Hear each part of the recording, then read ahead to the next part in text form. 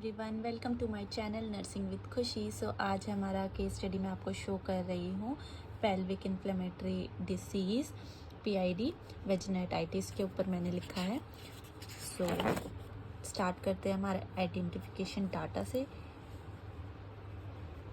जिसमें हम chief complaints patient की ज़रूर मेंशन कीजिएगा आप लोग। ओके, देन उसके बाद हम यहाँ पे लिख देंगे आगे gynaecological history, past medical history. Then हम यहाँ पे आगे लिख देंगे मेंस्ट्रुएशनल हिस्ट्री पेशेंट की।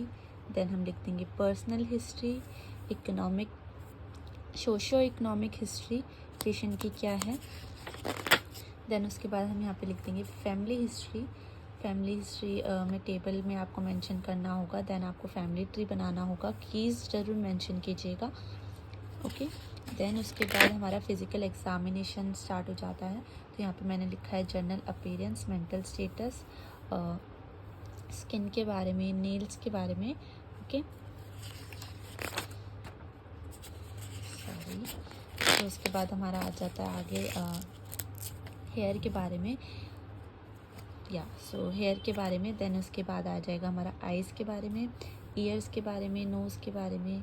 ठीक है, देन हम लिख देंगे माउथ के बारे में, नेक के बारे में, चेस्ट के बारे में, हार्ट के बारे में हम लिखेंगे। देन उसके बाद हम यहाँ पे लिखते हैं ब्रेस्ट के बारे में, एब्डोमिनल के बारे में। एब्डोमिनल को आप चाहे तो अच्छे से ऐसे मेंशन कर सकते हैं जैसे मैंने किया है, शॉर्ट में भी लिख सकते हैं, इंस्पेक्शन, पाल्पेशन डायरेक्ट डालकर। ओके, सो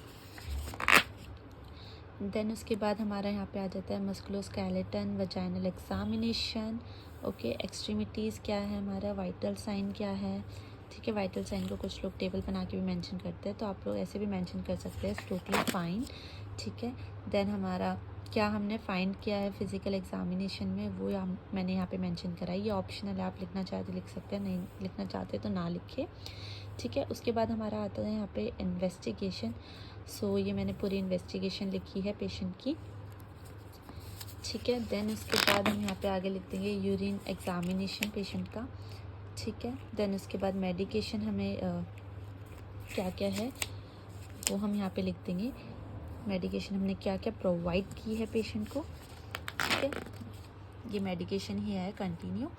ठीक है, फिर उसके बाद हमारा यहाँ पे एनाटॉमी एंड फिजियोलॉजी हम लिखेंगे। सो ये मैंने फ़ोटो लगाई है। ठीक है, सो मैंने पहले पीआईडी को एक्सप्लेन करा है अच्छे से। ठीक है, हमारा पेल्विक इन्फ्लेमेटरी डिसीज़ क्या होता है। फिर उसके बाद क्योंकि इसमें बहुत सारे ग्रुप ऑफ डिसीज़ है क्योंकि ये, तो इसलिए मैंने उसके बाद उसमें वेजिनाइटिस को मेंशन किया है। ठीक है,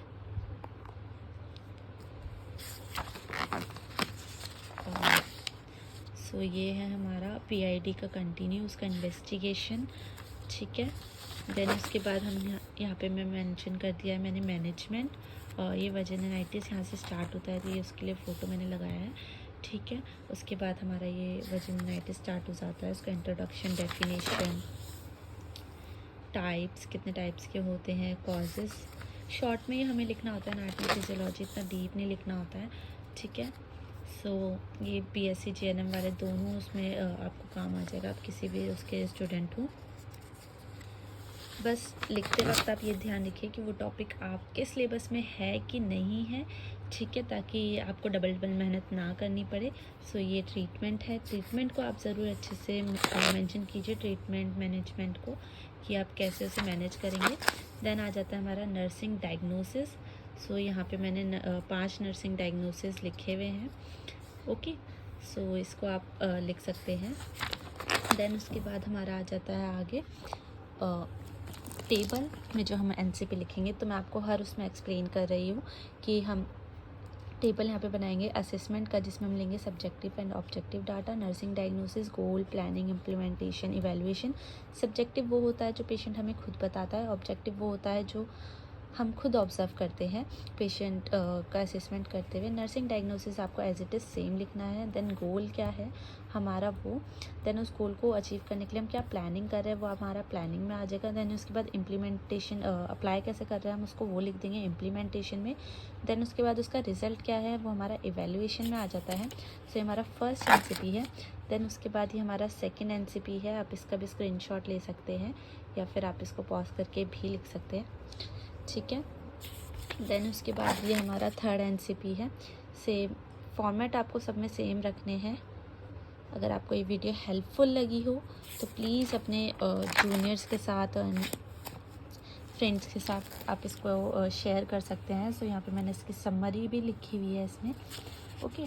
देन उसके बाद हमने इसकी बिब्लियोग्राफी लिखी है। बिब्लियोग्राफी हमेशा इंपॉर्टेंट होती है कि आपने कंटेंट कहाँ से लिया है, सो वो चीज़ ज़रूर मेंशन कीजिए, ओके। सो आज की वीडियो यहीं तक। Thank you so much.